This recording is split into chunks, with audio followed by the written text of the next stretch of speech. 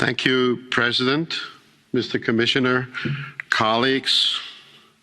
We're all united in the one stance that we oppose not only the specific cruel blasphemy laws that are being implemented in Pakistan, but any persecution of individuals because their use of the right to religious freedom.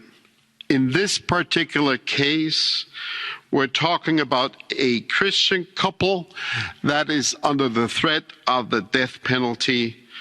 But as Mr. van Dalen has pointed out in his words, the same terrible laws have been putting many other people, many other citizens belonging to different creeds and faiths also in prison, and we could be talking about other individuals just the same.